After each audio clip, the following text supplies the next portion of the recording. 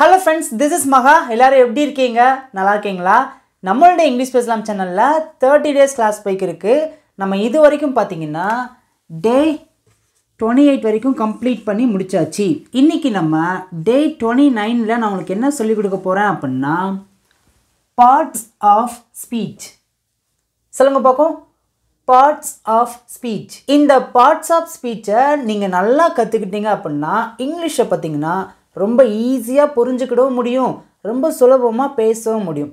இந்த parts of speech நம்ம ஏன் படிக்கணும் அப்படினா நம்ம இங்கிலீஷ்ல எந்த சென்டென்ஸ் பேசினாலும் அந்த சென்டென்ஸ்க்குள்ள இந்த 8 பார்ட்ஸ் ஆஃப் ஸ்பீச் தான் இருக்கும். ஃபார் எக்ஸாம்பிள் பாருங்களேன், நான் ஒரு கடைக்கு ஒரு பொருள் வாங்க போறேன். இப்போ நான் என்ன பண்ணுவேன்? என் காலால நடப்பேன், என் கையால காசு கொடுப்பேன், மறுபடியும் அதே கையால அந்த பொருளை வாங்குவேன், மறுபடியும் வீட்டுக்கு பார்த்தீங்கன்னா நடந்து போவேன். இப்போ நான் ஒரு செயலை செய்யணும் அப்படின்னா என் பாடியில் இருக்கிற ஏதோ ஒன்று பார்த்தீங்கன்னா ஒரு செயலை செஞ்சாதான் அதை கம்ப்ளீட் பண்ணி முடிக்க முடியும். அதே மாதிரி தான் இங்கிலீஷில் ஒரு சென்டென்ஸை ஃப்ளூவெண்ட்டாக பேசணும் அப்படின்னா அதுக்கு இந்த 8 பார்ட்ஸ் ஆஃப் ஸ்பீச் அப்படிங்கிறது ரொம்ப ரொம்ப முக்கியம். புரிஞ்சாங்க? என் கூட சேர்ந்து வரிசையாக ஒவ்வொன்றா சொல்லுங்க பார்க்கும். Noun, pronoun, adjective, verb, adverb, preposition, conjunction, interjection. இந்த 8 நான் உங்களுக்கு ஒவ்வொன்றா பார்த்தீங்கன்னா ரொம்ப டீட்டெயிலாக சொல்லிக் கொடுக்க போகிறேன். நீங்கள் பிகினர்ஸாக இருக்கீங்க, இப்போ தான் நீங்கள் இங்கிலீஷை கொஞ்சம் கொஞ்சமாக பேசிக்லாம் கற்றுக்கிட்டு வரீங்க அப்படின்னா கண்டிப்பாக உங்களுக்கு இந்த 8 பார்ட்ஸ் ஆஃப் ஸ்பீச் அப்படிங்கிறது நிச்சயமாக நல்லா தெரிஞ்சிருக்கணுங்க. வீடியோவை ஸ்கிப் பண்ணாமல் கவனமாக கவனிங்க. நான் ரொம்ப சின்ன குழந்தைங்களுக்கு சொல்லிக் கொடுக்குற மாதிரி ரொம்ப சுலபமாக சொல்லிக் கொடுக்க போகிறேன். Don't skip the video. நம்ம சேனல் இப்போ தான் நீங்கள் ஃபர்ஸ்ட் டைம் பார்க்குறீங்கன்னா சப்ஸ்கிரைப் பண்ணிக்கோங்க. வீடியோ பிடிச்சிருக்குன்னா வீடியோவுக்கு லைக் பண்ணிட்டு உங்கள் ஃப்ரெண்ட்ஸ் அண்ட் ஃபேமிலிக்கு நிறைய பேருக்கு இந்த வீடியோவை நீங்கள் ஷேர் பண்ணுங்கள். இப்போ நம்ம நவுன்லேருந்து ஸ்டார்ட் பண்ணலாங்க. ஓகே ஃப்ரெண்ட்ஸ், இந்த 8 பார்ட்ஸ் ஆஃப் ஸ்பீச்சை நீங்கள் கவனமாக கவனிங்க. நான் உங்களுக்கு ரொம்ப ஈஸியாக சொல்லிக் கொடுக்க போகிறேன். இப்போ ஃபஸ்ட்டு பார்த்தீங்கன்னா நவுன். நம்ம சின்ன வயசுலேருந்து இந்த கான்செப்டை நல்லா ஈஸியாக படிச்சிருப்போம். நவுன் அப்படின்னா தமிழில் பெயர் சொல் அப்படின்னு சொல்லுவாங்க. பெயர் சொல், அதாவது இந்த உலகத்தில் எதுக்கெல்லாம் பெயர் இருக்குதோ அதை எல்லாத்தையும் பார்த்தீங்கன்னா நம்ம நவுன் அப்படின்னு சொல்லுவோம். ஃபார் எக்ஸாம்பிள் பாருங்களேன், நேமிங் ஆஃப் பர்சன். பர்சன் அப்படின்னா மனிதர்கள். இப்போ பாருங்களேன், மகா அப்படிங்கிறது என்னுடைய பெயர். என்னுடைய பெயரை குறிக்கும் போது நான் ஒரு நவுன். இங்கே பாருங்க, அஜித் நவுன், அபி நவுன், அருண் நவுன். ஏன்னா இவங்களுக்கெல்லாம் பார்த்தீங்கன்னா ஒரு பெயர் இருக்குது. இப்போ இவங்க மட்டும்தான் நேமிங் ஆஃப் பர்சன் கேட்டிங்கன்னா இவங்க மட்டும் இல்லை, இன்னும் நிறைய பேர் வருவாங்க. என்ன அப்படின்னா டீச்சர், டாக்டர், வாட்ச்மேன், இந்த மாதிரி ஒரு பர்சனுக்கு ஒரு அடையாளமாக ஒரு நேம் இருக்குன்னா அந்த நேமும் பார்த்தீங்கன்னா இந்த நேமிங் ஆஃப் பர்சனுக்குள்ளே வந்துடுவாங்க. புரிஞ்சாங்க? செகண்ட் பாருங்க, நேமிங் ஆஃப் பிளேசஸ். இந்த உலகத்தில் எந்தெந்த இடத்துக்கெல்லாம் பெயர் இருக்குதோ அந்த பெயர்கள் எல்லாமே பார்த்தீங்கன்னா, அதாவது அந்த இடத்துக்குரிய பெயர்கள் எல்லாமே நேமிங் ஆஃப் பிளேசஸ்க்குள்ளே நவுன்குள்ளே வந்துடும். பாருங்க, சென்னை பெரிய ஒரு சிட்டி, அதோட நேம் சென்னை அப்படின்னு சொல்லியிருக்கோம். பஸ் ஸ்டாப், இதுவும் பார்த்தீங்கன்னா ஒரு இடத்தோட பெயர் தான். அப்படின்னா பஸ் ஸ்டாப் அப்படிங்கிறதும் பார்த்தீங்கன்னா நவுன் தான். நெக்ஸ்ட் டைம் பாருங்கள், ஹாஸ்பிட்டல் நவுன். சாத்தூர், அது ஒரு இடத்தோட பெயர் தான் குறிக்குது, நவுன். இப்போ எங்கள் ஊர் பார்த்தீங்கன்னா நான் ஒரு கிராமத்தில் இருக்கிறேன், உப்பத்தூர். இதுவுமே பார்த்தீங்கன்னா நேமிங் ஆஃப் பிளேசஸ்க்குள்ள நவுனுக்கு உள்ளே வந்துடும். புரிஞ்சாங்க? ஓகே, இப்போ நம்ம தேர்ட் ஒன் பார்க்கலாம். திங்ஸ், பொருட்கள். Book, pen, bike, table, bus, train எல்லாமே பார்த்தீங்கன்னா பொருட்கள். இதுவும் பார்த்தீங்கன்னா நேமிங் ஆஃப் திங்ஸ்குள்ளே வந்துடும், அதாவது நவுனுக்கு உள்ளே வந்துடும். எல்லாத்துக்குமே பார்த்தீங்கன்னா ஒரு பேர் இருக்குது பார்த்தீங்களா, book, pen, bike, table. Okay, fourth one பாருங்கள், அனிமல்ஸ். விலங்குகள், பறவைகள், நீந்துவன, ஊர்வன எல்லாமே பார்த்தீங்கன்னா இதுக்குள்ளே அடங்கிடும். Cat, dove, lion, fish. எல்லாத்துக்கும் பார்த்தீங்கன்னா ஒரு பெயர் இருக்குது. இப்போ உங்களுக்கு நவுன் அப்படின்னா உங்களுக்கு ரொம்ப ஈஸியாக சிம்பிளாக புரிஞ்சிருச்சா? ஓகே ஃப்ரெண்ட்ஸ், இங்கே நான் இங்கிலீஷில் 4 சென்டென்ஸ் எழுதியிருக்கேன். இந்த 4 சென்டென்ஸ்க்குள்ளே நவுன்லாம் என்னென்ன இருக்குன்னு சொல்லிட்டு நீங்கள் தான் உங்களுடைய ஆன்சரை காமெண்ட்டில் சொல்லணும். இது உங்களுக்கான டெஸ்ட் அப்படின்னு வச்சுக்கலாம். ஓகே, ஃபர்ஸ்ட் ஒன் பாருங்கள். ராஜா ஹேஸ் அ பைக். இதுக்கு தமிழ் மீனிங் என்ன? ராஜா ஒரு பைக் வைத்திருக்கிறான் அல்லது ராஜாட்ட ஒரு பைக் இருக்குது அப்படின்னு அர்த்தம். நல்லா கவனிங்க. ஹேஸ் அப்படின்னா இருக்கிறது அப்படின்னு அர்த்தம். நீங்கள் 30 days கிளாஸில் day 2ல் இந்த ஹாவ், ஹேஸ், ஹேட் இதெல்லாம் நான் ரொம்ப டீட்டெயிலாக சொல்லி கொடுத்துருப்பேன். மறக்காமல் day 2ல் செக் பண்ணி பாருங்கள். ஓகே, இப்போ இதில் நவுன்லாம் என்னென்ன இருக்குன்னு சொல்லுங்கள் பார்க்கும். எல்லோரும் வரிசையாக கமெண்ட்டில் அப்படியே வரிசையாக உங்களோட ஆன்சர் டைப் பண்ணிட்டே வாங்க பார்க்கும். நான் ஆன்சர் பண்ணவா? ராஜா ஒரு நவுன், பைக் ஒரு நவுன். ராஜா பார்த்தீங்கன்னா நேமிங் ஆஃப் பர்சனுக்குள்ளே வந்துடுவாங்க. Naming of person. பைக் அப்படிங்கிறது எதுக்குள்ளே வரும்? வாய் திறந்து ஆன்சர் பண்ணுங்க. Naming of things. சூப்பருங்க, எல்லோரும் கரெக்டாக ஆன்சர் பண்ணிட்டீங்களா? ஓகே, செகண்ட் ஒன் பாருங்கள். This is my dog. இது என்னுடைய நாய். ஆன்சர் பண்ணுங்க பார்க்கும். நவுன் எது? சூப்பர், நேமிங் ஆஃப் அனிமல்ஸ்குள்ளே வந்துடும். தேர்ட் ஒன் பாருங்கள். மகா இஸ் எ டீச்சர். மகா இஸ் எ டீச்சர். நவுன் எது சொல்லுங்க பார்க்கும். ஆன்சர் பண்ணுங்க. சூப்பருங்க, மகா தான் நவுன். இதில் ஒரு நவுன் தான் இருக்கா? சொல்லுங்க பார்க்கும். சூப்பருங்க, கரெக்டாக சொல்லிட்டீங்க. டீச்சர் அப்படிங்கிறதும் ஒரு நவுன் தான். ஒரு சென்டென்ஸில் ஒரு நவுன் தான் வரும்னு கிடையாதுங்க, 2 3 கூட வரலாம். Maha is a teacher, Maha teacher, 2 noun இருக்குது. நெக்ஸ்ட் ஒன் பாருங்க. Madurai is a big city. Noun எது சொல்லுங்க பார்க்கும். இதுலேயுமே 2 நவுன் இருக்குது. மதுரை, சிட்டி. ஏன்னா இது வந்து பார்த்திங்கன்னா நேமிங் ஆஃப் பிளேசஸ்குள்ளே வந்துடும். இது பார்த்திங்கனாலும் நேமிங் ஆஃப் பிளேசஸ்குள்ளே தான் வரும். ஈஸியாக புரிஞ்சிருச்சா? இன்னொரு தடவை சொல்கிறேன். நவுன் அப்படின்னா இந்த உலகத்தில் எதுக்கெல்லாம் பெயர் இருக்குதோ அந்த பெயர்கள் எல்லாமே பார்த்திங்கன்னா நவுன்குள்ளே வந்துடும். ஒன்று நேமிங் ஆஃப் பர்சனுக்குள்ளே வரும், இல்லைனா நேமிங் ஆஃப் பிளேசஸ்குள்ளே வரும், இல்லை அப்படின்னா நேமிங் ஆஃப் திங்ஸ்குள்ளே வரும், அப்படி இல்லை அப்படின்னா நேமிங் ஆஃப் அனிமல்ஸ்குள்ளே வரும். இப்போ ஃபைனலாக உங்களுக்கான ஹோம்ஒர்க். இதுக்கு நான் ஆன்சர் பண்ண மாட்டேன், நீங்கள் தான் ஆன்சர் பண்ணணும். பாருங்கள். My mother works in a school. எங்கள் அம்மா ஒரு ஸ்கூலில் வேலை பார்க்குறாங்க அப்படின்னு சொல்லியிருக்கேன். இதில் நவுன்லாம் எதுன்னு சொல்லிட்டு நீங்கள் தான் உங்களுடைய ஆன்சரை மறக்காமல் காமெண்ட்டில் சொல்லணும். இப்போது நவுன் ரொம்ப கிளியராக புரிஞ்சிருச்சா? உங்களுக்கு இந்த 30 days முடிஞ்சதுக்கப்புறம் இன்னுமே இந்த பார்ட்ஸ் ஆஃப் ஸ்பீச்சை ரொம்ப டீட்டெயிலாக உங்களுக்கு வேணும் அப்படின்னா மறக்காமல் உங்களுடைய கருத்துக்களை கமெண்ட்டில் சொல்லுங்கள். நீங்கள் ஓகே அப்படின்னு சொன்னீங்கன்னா நான் இன்னும் இந்த நவுனில் பார்த்திங்கன்னா இன்னும் நிறைய பார்ட் இருக்குது. கவுண்டபிள் நவுன், அன்கவுண்டபிள் நவுன், இந்த மாதிரி நிறைய ஏகப்பட்டது இந்த நவுனில் இருக்குது. நான் உங்களுக்கு ரொம்ப டீட்டெயிலாக சொல்லிவிடுக்க ஆசைப்பட்றேன். உங்களுக்கு வேணும் அப்படின்னா காமெண்ட்டில் கேளுங்க. நான் உங்களுக்கு டீட்டெயிலாக 30 days கழிச்சு நான் உங்களுக்கு சொல்லித் தருவேங்க. ஓகே ஃப்ரெண்ட்ஸ், இப்போ ரெண்டாவது பார்த்தீங்கன்னா ப்ரோனவுன் அப்படிங்கிறத என்னென்னு பார்க்கலாங்க. ப்ரோனவுன் அப்படின்னா நம்ம தமிழில் பிரதிப்பெயர், சுட்டு பெயர் அப்படின்னு சொல்லுவோம். நம்ம தமிழில் இதெல்லாம் ஞாபகம் வைக்கிறது கொஞ்சம் கஷ்டமாக இருக்கும். பட் நம்ம இங்கிலீஷில் நல்லா புரிஞ்சுக்கிட்டால் போதுங்க. இப்போ ப்ரோனவுன் அப்படின்னா ரொம்ப சிம்பிளாக ஈஸியாக கற்றுக்கலாங்க. இது ரொம்ப கஷ்டம் கிடையாது.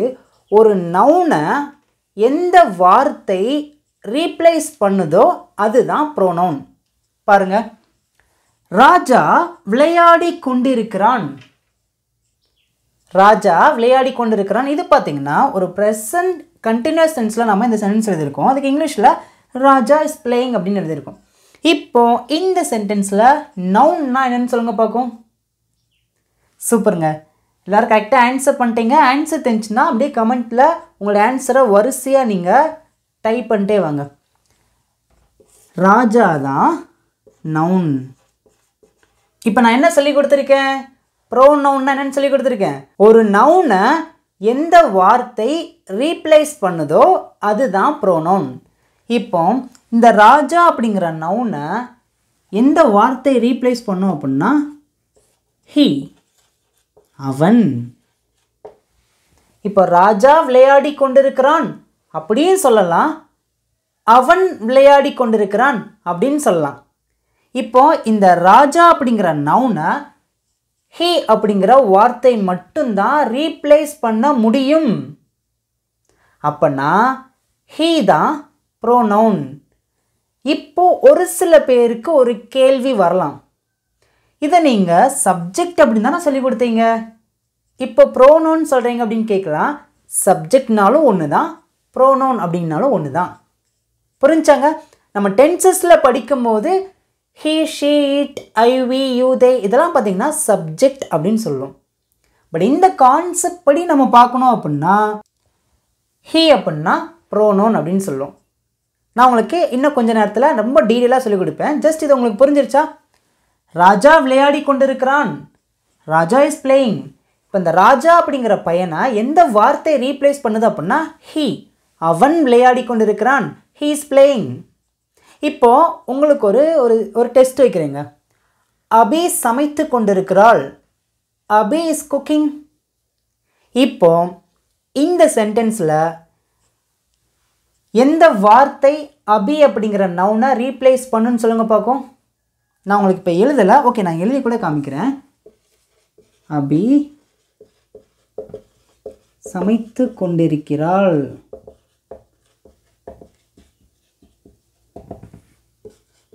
அபி இஸ் குக்கிங். இப்போ அபி தான் நவுன். இந்த அபி அப்படிங்கிற நவுனை எந்த வார்த்தை ரீப்ளேஸ் பண்ணோம் அப்படின்னா she, அவள், அவள் சமைத்து கொண்டிருக்கிறாள். புரிஞ்சாங்க? அபி அப்படிங்கிறவங்க தான் நவுன். இந்த அபி அப்படிங்கிற நவுனை she அப்படிங்கிற வார்த்தை பார்த்தீங்கன்னா ரீப்ளேஸ் பண்ணுது. இந்த she அப்படிங்கிறத நம்ம ப்ரோனவுன் அப்படின்னு சொல்கிறோம். ஈஸியாக புரிஞ்சிருச்சா? ஓகேங்க. இப்போ நான் உங்களுக்கு இந்த ப்ரோனவுனில் என்னென்னலாம் இருக்குன்னு சொல்லிட்டு உங்களுக்கு நான் ரொம்ப டீட்டெயிலாக ரொம்ப அழகாக சொல்லிக் கொடுக்குறேன். உங்களுக்கு இது வரைக்கும் புரியுது அப்படின்னா வீடியோவை இன்னும் தெளிவாக ஸ்கிப் பண்ணாமல் நல்லா கவனமாக கவனிங்க. கவனித்தது மட்டும் இல்லாமல் நீங்கள் ப்ராக்டிஸ் பண்ணுங்கள். நிறைய பேருக்கு நீங்கள் கற்றுக்கொண்டதை ஷேர் பண்ணுங்கள். ஓகே, இப்போ நான் உங்களுக்கு இன்னுமே இந்த ப்ரோனவுனுக்குள்ள என்னெல்லாம் இருக்குன்னு சொல்லிட்டு ரொம்ப டீட்டெயிலாக அழகாக சொல்லிக் கொடுக்குறேன். வீடியோவை ஸ்கிப் பண்ணாமல் கவனமாக கவனிங்க. ஓகே ஃப்ரெண்ட்ஸ், நம்ம இப்போ வரைக்கும் நவுன்னா என்ன, ப்ரோனவுன் என்னன்னு சொல்லிட்டு ரொம்ப டீட்டெயிலாக பார்த்தாச்சு. இப்போ மூணாவது என்ன பார்க்க போகிறோம் அப்படின்னா அட்ஜெக்டிவ். அட்ஜெக்டிவ் அப்படின்னா தமிழில் பெயர் உரிச்சொல் அப்படின்னு சொல்லுவோம். நீங்கள் அதெல்லாம் ஞாபகம் வைக்கணும்னு அவசியம் இல்லை, ஜஸ்ட் நீங்கள் தெரிஞ்சு வச்சுக்கோங்க. இப்போ அட்ஜெக்டிவ் அப்படின்னா என்ன அப்படின்னா ஒரு சென்டென்ஸில் ஒரு நவுன் இருக்குங்க. அந்த நவுனை எந்த வார்த்தை அப்படி விவரித்து காமிக்குதோ அதை தான் நம்ம அட்ஜெக்டிவ் அப்படின்னு சொல்லுவோம். புரிஞ்சாங்க? இப்போ ஃபார் எக்ஸாம்பிள் பாருங்கள், யானை கருப்பாக இருக்கிறது. யானை கருப்பாக இருக்கிறது. இங்கிலீஷில் த எலஃபண்ட் இஸ் பிளாக் அப்படின்னு சொல்கிறோம். இப்போது இந்த சென்டென்ஸில் நவுன் என்னன்னு சொல்லுங்கள் பார்க்கும். நவுன் என்னன்னு சொல்லி கொடுத்துருக்கேன், பெயர் சொல். நவுன் அப்படின்னா எலஃபண்ட். இப்போ இந்த நவுனை எந்த வார்த்தை விவரித்து காமிக்குது? அதாவது இந்த நவுனை பார்த்து நீங்கள் இப்படி ஒரு கேள்வி கேளுங்களேன், யானை எப்படி இருக்குது, அதாவது எந்த கலரில் இருக்குதுன்னு கேட்கும். அதுக்கு இந்த சென்டென்ஸில் எந்த வேர்டு ஆன்சர் கொடுக்குது அப்படின்னா பிளாக். புரிஞ்சாங்க?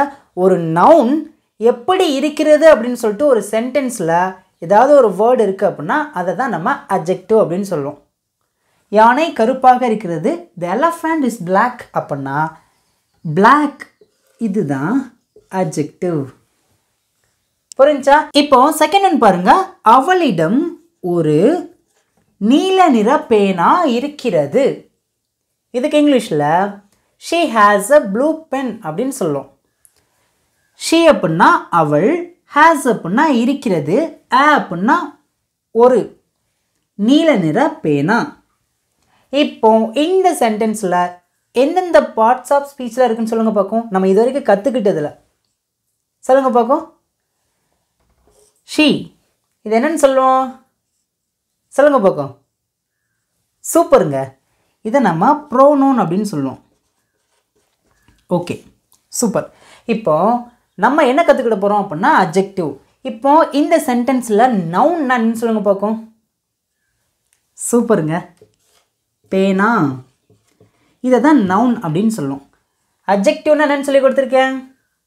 ஒரு சென்டென்ஸில் ஒரு நவுனை எந்த வார்த்தை விவரித்து காமிக்குதோ அதை தான் நம்ம அட்ஜெக்டிவ் அப்படின்னு சொல்லுவோம்.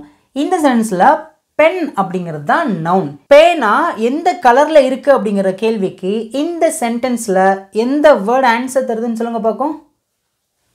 ப்ளூ. இதை தான் நம்ம அட்ஜெக்டிவ் அப்படின்னு சொல்லுவோம். புரிஞ்சாங்க? இப்போது நான் உங்களுக்கு ரொம்ப பேசிக் மட்டும்தான் சொல்லிக் கொடுக்குறேன். உங்களுக்கு வேணும் அப்படின்னா, இஃப் யூ வாண்ட், உங்களுக்கு வேணும் அப்படின்னா நீங்கள் டீட்டெயிலாக சொல்லிக் கொடுங்க அப்படின்னு கேட்டிங்கன்னா கண்டிப்பாக பார்ட்ஸ் ஆஃப் ஸ்பீச்சில் இருக்கிற ஒவ்வொரு கான்செப்டையும் நான் உங்களுக்கு வீடியோவோ பண்ண நான் ரெடி. உங்களுடைய கருத்துக்களை காமெண்ட்டில் சொல்லுங்கள். ஓகேங்க. இப்போ அட்ஜெக்டிவ்னா என்னன்னு சொல்லிட்டு பார்த்தாச்சா? இன்னும் நான் உங்களுக்கு 2 சென்டென்ஸ் கொடுக்கேன். அது உங்களுக்கு டெஸ்ட். நீங்களும் என் கூட சேர்ந்து ஆன்சர் பண்ணுங்கள். ஓகே ஃப்ரெண்ட்ஸ், இப்போ இங்கே இருக்கிற 2 சென்டென்ஸ் உங்களுக்கான டெஸ்ட். எல்லாரும் ஆன்சர் பண்ண ரெடியாக இருங்க. தேர்ட் ஒன் பாருங்கள். என்னிடம் ஒரு பெரிய வீடு உள்ளது. நம்ம அந்த பேச்சு சொல்லலாம், என்கிட்ட ஒரு பெரிய வீடு இருக்குது, நான் ஒரு பெரிய வீடு வச்சுருக்கேன் அப்படின்னு சொல்லுவோம் பார்த்தீங்களா? எப்படி சொல்லலாம்? I have a big house. இப்போ இந்த சென்டென்ஸில் நவுன் அப்படிங்கிறது என்னன்னு சொல்லுங்க பார்க்கும். சொல்லுங்க பார்க்கும். ஹவுஸ். இதை தான் நம்ம நவுன் அப்படின்னு சொல்லுவோம். ஓகே. இப்போ இந்த சென்டென்ஸில் அட்ஜெக்டிவ்னா என்னன்னு சொல்லுங்க பார்க்கும். இப்போ நான் இந்த நவுனை பார்த்து ஒரு கேள்வி கேட்குறேன். என்கிட்ட இருக்கிற வீடு எப்படி இருக்கு அப்படிங்கிற கேள்விக்கு இந்த சென்டென்ஸில் எந்த வேர்டு நமக்கு ஆன்சர் தருதுன்னு சொல்லுங்க பார்க்கும். பிக். பெரிதாக இருக்கிறது. புரிஞ்சாங்க? ஹவுஸ் தான் ஒரு நவுன். இந்த நவுனை எந்த வேர்டு விவரித்து காமிக்குது? பிக். இதை தான் நம்ம அட்ஜெக்டிவ் அப்படின்னு சொல்லுவோம். இப்போது இந்த சென்டென்ஸில் நல்லா கவனிங்க. ஐ அப்படிங்கிற ஒரு சின்ன வேர்டு இருக்குது. இதை நம்ம என்னென்னு சொல்லுவோம்? சொல்லுங்க பார்க்கும். சப்ஜெக்ட் ப்ரோனோனா ஆப்ஜெக்ட் ப்ரோனோனா? சூப்பருங்க. இதை நம்ம சப்ஜெக்ட் ப்ரோனோன் அப்படின்னு சொல்லுவோம். I have a big house. I subject pronoun, big adjective, house noun. இதெல்லாம் பார்த்தீங்கன்னா ரொம்ப பேசிக். நீங்கள் நல்லா புரிஞ்சுக்கிட்டீங்கன்னா நீங்கள் இங்கிலீஷில் நிறைய ரீட் பண்ணும்போது சப்ஜெக்ட்னா என்ன, ப்ரோனோனா என்ன, ஆப்ஜெக்ட்னா என்ன, இந்த மாதிரி அட்ஜெக்ட்னா என்ன, நவுன் என்னன்னு சொல்லிட்டு ரொம்ப ஈஸியாக புரிஞ்சுக்கிட முடியும். நம்ம இங்கிலீஷை எந்த அளவுக்கு ஈஸியாக புரிஞ்சுக்கிறோமோ அந்தளவுக்கு ரொம்ப சீக்கிரமாக ஃபாஸ்ட்டாக இங்கிலீஷில் பேச முடியும். ஓகே. செகண்ட் ஒன் பாருங்கள். ராஜா ஒரு புத்திசாலியான பையன். இதில் நவுன் என்னன்னு சொல்லுங்க பார்க்கும். ஏன்னா நம்ம அட்ஜெக்டிவை கண்டுபிடிக்கணும் அப்படின்னா ஃபர்ஸ்ட் நமக்கு நவுன் அப்படிங்கிறது என்னென்னு தெரியணும். சொல்லுங்க பார்க்கும். ராஜா தான் நவுன். நவுன் அப்படிங்கிறது ராஜான்னு தெரிஞ்சிருச்சு. இப்போ இந்த ராஜா எப்படிப்பட்ட பையனாக இருக்கிறான்? இந்த ராஜாவை எது விவரித்து காமிக்குது அப்படின்னா புத்திசாலியான பையன். கிளவர் தான் அட்ஜெக்டிவ். புரிஞ்சிருச்சாங்க? இப்போ நீங்கள் அட்ஜெக்டிவை கண்டுபிடிக்கணும் அப்படின்னா ஃபர்ஸ்ட் உங்களுக்கு என்ன தெரிஞ்சாகணும்? நவுன். நவுன் தெரிஞ்சிருச்சு அப்படின்னா அட்ஜெக்டிவை ரொம்ப ஈஸியாக சிம்பிளாக கற்றுக்கிட முடியுங்க. ஓகே ஃப்ரெண்ட்ஸ், இப்போ நம்ம அட்ஜெக்டிவ் அப்படிங்கிற கான்செப்டை அதில் இருக்கிற பேசிக்கானதை நல்லா ஈஸியாக கற்றுக்கிட்டாச்சு. இப்போ ஃபோர்த் ஒன் பார்க்கலாமா? ஓகே ஃப்ரெண்ட்ஸ், இப்போ ஃபோர்த் ஒன் பாருங்கள். வேர்ப். எல்லாருக்குமே இந்த கான்செப்ட் ரொம்ப நல்லா புரிஞ்சிருக்கும். ஏன்னா நான் நிறைய தடவை இந்த கான்செப்டை உங்களுக்கு நான் ரொம்ப சிம்பிளாக சொல்லி கொடுத்துருக்கேன். இப்போ நம்ம இந்த கான்செப்ட்குள்ளே நம்ம வரதுனால இதையும் நம்ம தெரிஞ்சுக்கலாங்க. வேர்ப் அப்படின்னா தமிழில் வினைச்சொல் அப்படின்னு சொல்லுவோம். ஒன்றும் இல்லைங்க, நம்ம செய்யக்கூடிய செயல்கள் எல்லாமே பார்த்திங்கன்னா வேர்ப் தான். காலையில் எந்திக்கிறதுலேருந்து நைட்டு தூங்குற வரைக்கும் நம்ம என்னென்ன ஆக்ஷன்லாம் பண்ணுறோமோ அது அத்தனையும் பார்த்திங்கன்னா இந்த வேர்ப் அப்படிங்கிற கான்செப்ட்க்கு உள்ளே வந்துடும். ஃபார் எக்ஸாம்பிள் பாருங்கள். ராஜா வருகிறான். இதுக்கு இங்கிலீஷில் ராஜா கம்ஸ். நிறைய பேர் ராஜா கம் அப்படின்னு சொல்லுவீங்க. அப்படி சொல்லக்கூடாது. இது பார்த்திங்கன்னா சிம்பிள் ப்ரெசன்ட் டென்ஸில் இருக்குது. நல்லா கவனிச்சுக்கோங்க. ஹீ, ஷீ, இட் இந்த 3 சப்ஜெக்டை வச்சு ப்ரெசண்ட்டில் ஒரு செயலை செய்கிறாங்க அப்படின்னு நம்ம பேச வரும்போது அந்த சப்ஜெக்ட் வேர்பு கூட நம்ம எஸ், இஎஸ் இதெல்லாம் நம்ம சேர்க்கணும். நான் உங்களுக்கு ரொம்ப டீட்டெயிலாக 30 days கிளாஸில் சொல்லி கொடுத்துட்டேன். மறக்காமல் செக் பண்ணி பாருங்கள். இப்போ ராஜா வருகிறான் அப்படின்னா ராஜா கம்ஸ். இப்போ இந்த சென்டென்ஸில் சப்ஜெக்ட் அப்படின்னா என்னன்னு சொல்லுங்கள். சூப்பருங்க. ராஜா தான் சப்ஜெக்ட், comes தான் verb. ஒரு சென்டென்ஸில் சப்ஜெக்ட் என்ன செயலை செய்கிறாங்களோ அந்த செயல் தான் பார்த்திங்கன்னா verb. அதாவது ஒரு சென்டென்ஸில் என்ன செயல் செய்யப்படுதோ அதை நம்ம verbன்னு சொல்லுவோம். இங்கே வர்ற ஒரு செயலை ராஜா செய்கிறாங்க, அப்போ comes தான் verb. ஓகே, இப்போ ரெண்டாவது பாருங்கள். உங்களுக்கு ஆன்சர் தெரிஞ்சுன்னா அப்படியே காமெண்ட்டில் வரிசையாக டைப் பண்ணுங்க, இல்லைனா வாய் திறந்து பேசுங்க. நான் விளையாடுகிறேன், ஐ ப்ளே, அவ்வளோதான். இதில் ஐ அப்படிங்கிறது எந்த பார்ட்ஸ் ஆஃப் ஸ்பீச்சுக்குள்ளே வரும்னு சொல்லுங்கள் பார்க்கும். இப்போ நம்ம இது வரைக்கும் 3 பார்த்துட்டோம். Noun, pronoun, adjective. இந்த 3க்குள்ளே ஐ அப்படிங்கிற வேர்ட் எந்த பார்ட்ஸ் ஆஃப் ஸ்பீச்சுக்குள்ளே வரும்னு சொல்லுங்கள் பார்க்கும். சூப்பருங்க, குட். ப்ரோனவுனுக்குள்ளே வரும். அந்த ப்ரோனவுனுக்குள்ளேயும் பார்த்தீங்கன்னா இந்த ஐ அப்படிங்கிறது சப்ஜெக்ட் ப்ரோனவுன், மீ வந்துச்சுன்னா ஆப்ஜெக்ட் ப்ரோனவுன். ஓகே, இப்போ இதில் verb பார்த்தீங்கன்னா ப்ளே தான். ஐ ப்ளே. தேர்ட் ஒன் பாருங்கள், அவர்கள் போகிறார்கள். அவர்கள் அப்படின்னா என்ன சொல்லுவோம், தே. போகிறதுக்கு இங்கிலீஷில் கோன்னு சொல்லுவோம். இப்போ இதில் தே அப்படிங்கிறது சப்ஜெக்ட் ப்ரோனவுன், கோ verb. அவங்க என்ன செயலை செய்கிறாங்க, போகிற ஒரு செயலை செய்கிறாங்க. போகிறதுக்கு இங்கிலீஷில் கோன்னு சொல்லுவோம், அப்படின்னா கோ தான் verb. ஃபோர்த் ஒன் பாருங்கள், அபி சமைத்து கொண்டிருக்கிறாள். இப்போ அபி சமைக்கின்ற ஒரு செயலை செய்கிறாள், தொடர்ச்சியாக செய்கிறான்னு சொல்லியிருக்கோம். இந்த சென்டென்ஸ் பார்த்தீங்கன்னா ஒரு ப்ரெசன்ட் கண்டினியூஸ் டென்ஸ்குள்ளே வந்துடும்.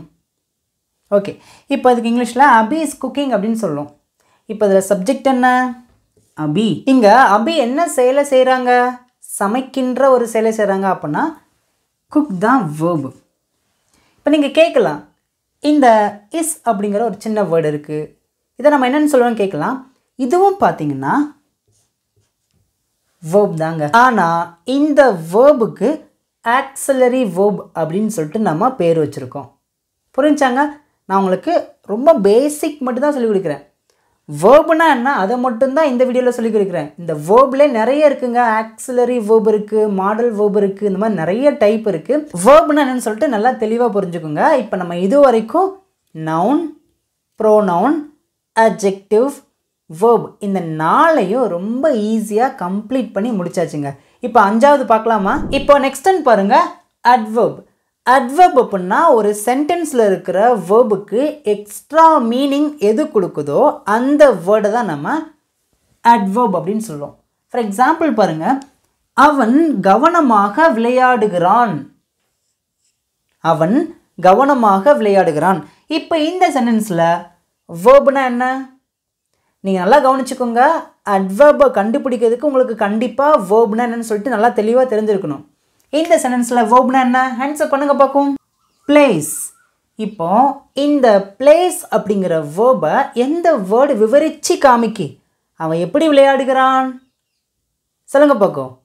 கவனமாக, கேர்ஃபுல்லி. அப்போ இதை தான் நம்ம அட்வர்ப் அப்படின்னு சொல்லுவோம். புரிஞ்சாங்க?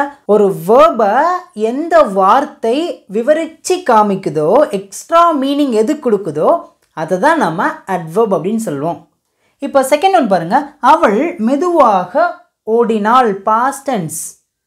எப்படி பேசலாம்? She ran slowly. இப்போ இந்த சென்டென்ஸில் வேர்ப்னா என்ன? ஓடினாள். இதை தான் நம்ம வேர்ப் அப்படின்னு சொல்லுவோம். இப்போ இந்த வேர்புக்கு எந்த வார்த்தை விவரித்து காமிக்கி, அவள் எப்படி ஓடினாள் அப்படிங்கிறதுக்கு இங்கே என்ன ஆன்சர் இருக்குது? மெதுவாக, ஸ்லோலி. இதை தான் நம்ம அட்வர்ப் அப்படின்னு சொல்கிறோம். புரிஞ்சாங்க? இப்போ பாருங்களேன், நான் நன்றாக படிக்கிறேன். இதை எப்படி சொல்வேன்? ஐ ஸ்டடி வெல். இப்போ இந்த சென்டென்ஸில் வேர்ப்னா என்ன? படிக்கிறது. படிக்கிறதுக்கு என்ன சொல்லுவாங்க இங்கிலீஷில்? ஸ்டடி. இந்த ஸ்டடிக்கு எந்த வேர்டு எக்ஸ்ட்ரா நல்ல மீனிங் கொடுக்குது? நன்றாக, வெல். அப்போனா வெல் தான் அட்வர்ப். உங்களுக்கு இப்போ ஈஸியாக அட்வர்ப் புரிஞ்சிருச்சாங்க? நம்ம இப்போ இது வரைக்கும் 5 கான்செப்டை நல்லா டீட்டெயிலாக பார்த்தாச்சு. Noun, pronoun, adjective, verb, adverb. Okay friends, நம்ம நெக்ஸ்ட்டு பார்க்க போகிறது என்ன அப்படின்னா ப்ரிப்போசிஷன். ப்ரிப்போசிஷன் அப்படின்னா தமிழில் முன் இடைச்சொல் அப்படின்னு சொல்லுவோம். ஒரு சென்டென்ஸ்க்கு இடையில வரக்கூடிய சின்ன வேர்டு தான் ப்ரிப்போசிஷன். ஃபார் எக்ஸாம்பிள் பாருங்கள், பேனா மேஜையின் மேல் உள்ளது. பேனா மேஜையின் மேல் உள்ளது. இங்கே நல்லா கவனிங்க, இங்கிலீஷில் பாருங்கள், the pen is on the table. ஒரு சென்டென்ஸில் 2 நவுன் இருக்குது அப்படின்னா அந்த 2 நவுனையும் கனெக்ட் பண்ணுறது பார்த்திங்கன்னா இந்த ப்ரிப்போசிஷன் தான். பாருங்கள், பென் அப்படிங்கிறது ஒரு நவுன், டேபிள் அப்படிங்கிறது ஒரு நவுன்.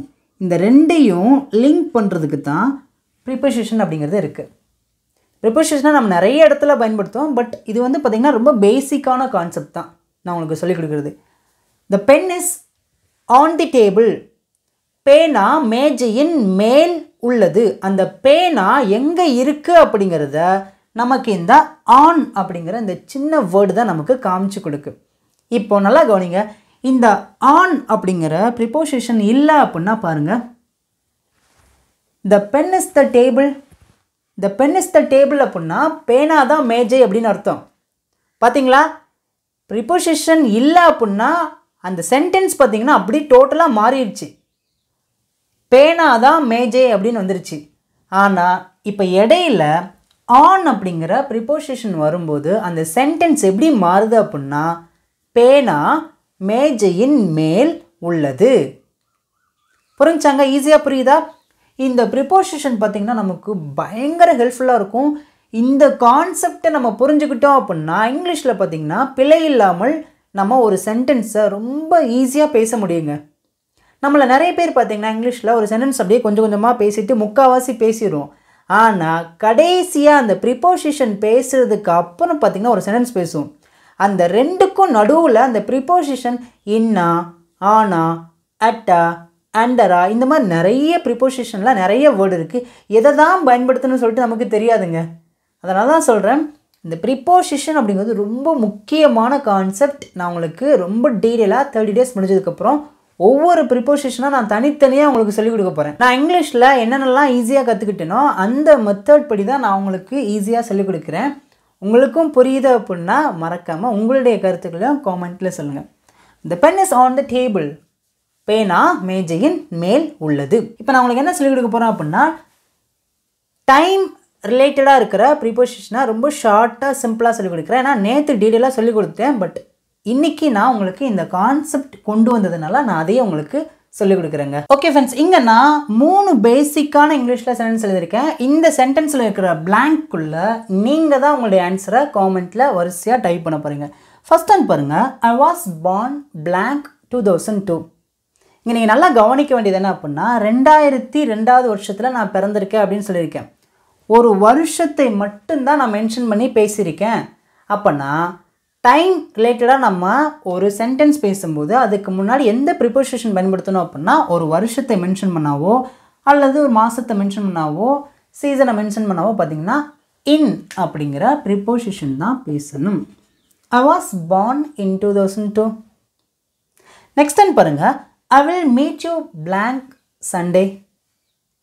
சண்டே அப்படிங்கிறது ஒரே ஒரு நாளை மட்டும்தான் குறிக்கும்.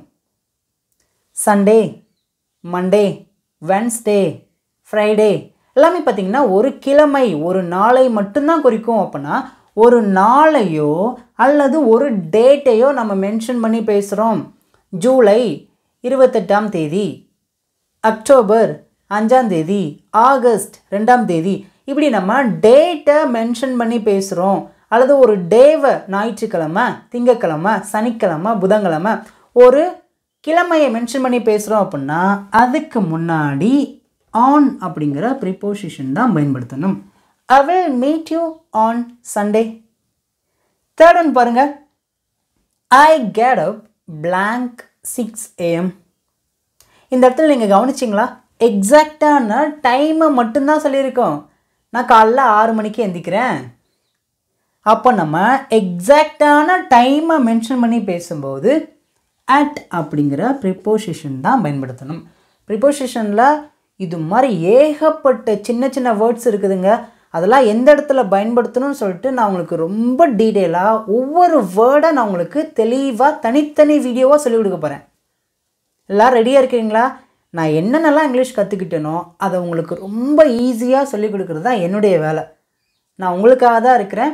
உங்களுக்கு ஏதாவது உங்களுக்கு ஆன்சர் தெரியல, அதாவது டவுட் இருக்குது அப்படின்னா மறக்காமல் உங்களுடைய டவுட்ஸை காமெண்ட்டில் நீங்கள் சொல்லுங்கள். கண்டிப்பாக எங்கள் டீம் உங்களை ரீச் பண்ணுவாங்க. இப்போ 7th ஒன் பாருங்கள், கன்ஜங்ஷன். கன்ஜங்ஷன் அப்படின்னா தமிழில் இணைப்பு சொல் அப்படின்னு சொல்லுவாங்க. 2 வேர்ட்ஸையோ அல்லது 2 சென்டென்ஸையோ இணைக்கக்கூடிய பாலமாக செயல்படுவது தான் இந்த கன்ஜங்ஷன். ஃபார் எக்ஸாம்பிள் பாருங்கள், அனிமல்ஸ் பிளாங்க் பேர்ட்ஸ். விலங்குகள் பிளாங்க் பறவைகள். இப்போ இதை இணைக்கிறதுக்கு தான் நமக்கு கன்ஜங்ஷன் அப்படிங்கிறது தேவைப்படுது. அனிமல்ஸ் அண்ட் பேர்ட்ஸ், விலங்குகள் மற்றும் பறவைகள். இதை நம்ம 2 நவுன் கூட சொல்லலாம். 2 வேர்ட்ஸை எதை இணைக்குது? அதாவது 2 வேர்ட்ஸ் பார்த்திங்கன்னா பிரிஞ்சிருக்கு. இதை அப்படியே ஒட்டுறதுக்கு தான் இந்த கன்ஜங்ஷன் அப்படிங்கிறது நமக்கு தேவைப்படுது. Animals and birds. புரிஞ்சாங்க? ஓகே, நெக்ஸ்ட் பாருங்கள். I like tea blank my sister likes coffee. இதை தமிழில் நான் பேசும்போது சொல்கிறேன், எனக்கு டீ பிடிக்கும் ஆனால் என்னோடய சகோதரிக்கு காஃபி பிடிக்கும் அப்படின்னு சொல்லியிருக்கேன். இப்போ இங்கே கவனிங்களேன், எனக்கு டீ பிடிக்கும் அப்படிங்கிறது பார்த்திங்கன்னா ஒரு சென்டென்ஸ் ஃபுல்லாகிடுச்சு. எனக்கு டீ பிடிக்கும், ஐ லைக் டீ. இங்கே கவனிங்க, என் சகோதரிக்கு காஃபி பிடிக்கும், இது பார்த்திங்கன்னா ஒரு தனி sentence, my sister likes coffee. இப்போ இந்த 2ஐயும் இணைத்து பேசுகிறதுக்கு தான் கன்ஜங்ஷன் அப்படிங்கிறது தேவைப்படுது. I like tea but my sister likes coffee. புரிஞ்சாங்க? இந்த கன்ஜங்ஷனில் நிறைய சின்ன சின்ன வேர்ட்ஸ் இருக்குது. நான் உங்களுக்கு ரொம்ப பேசிக் மட்டும், இந்த கன்ஜங்ஷன்னா என்ன, இதோட பேசிக்கான கான்செப்ட் மட்டும்தான் இந்த வீடியோவில் நான் சொல்லிக் கொடுக்குறேன். ஓகேங்களா? 30 days முடிஞ்சதுக்கப்புறம் ஒவ்வொரு வேர்ட்ஸாக நான் உங்களுக்கு தனித்தனியாக எடுத்து நிறைய சென்டென்சஸை உங்களை இங்கிலீஷில் பேச வைக்க போகிறேன். அந்த கான்செப்ட்லாம் புரிய வைக்க போகிறேங்க. இது வரைக்கும் நீங்கள் வீடியோவை கண்டினியூவாக பார்த்துருக்கீங்க அப்படின்னா மறக்காமல் இந்த வீடியோவுக்கு ஒரு லைக் பண்ணுங்கள். இந்த வீடியோ நிறைய பேருக்கு ஷேர் பண்ணுங்கள். ஓகே, இப்போ ஃபைனலாக நம்ம பார்க்க போகிறது என்ன அப்படின்னா 8வது இன்டர்ஜெக்ஷன். பார்க்கலாமா?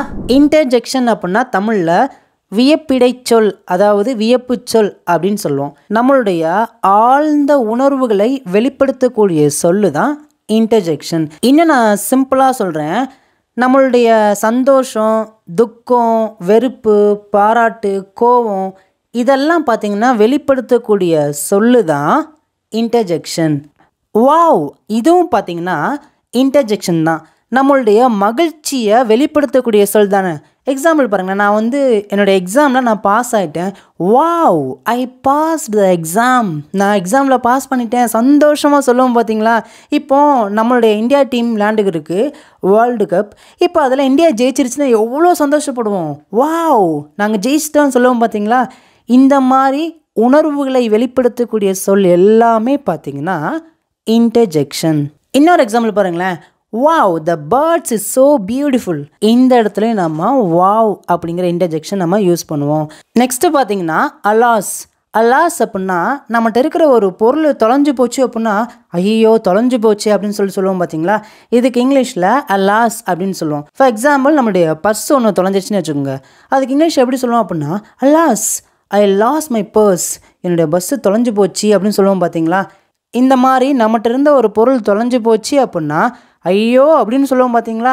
அந்த மாதிரி இடத்துலலாம் நீங்கள் அலாஸ் அப்படிங்கிற இன்டர்ஜெக்ஷன் யூஸ் பண்ணி நீங்கள் பேசுங்கங்க.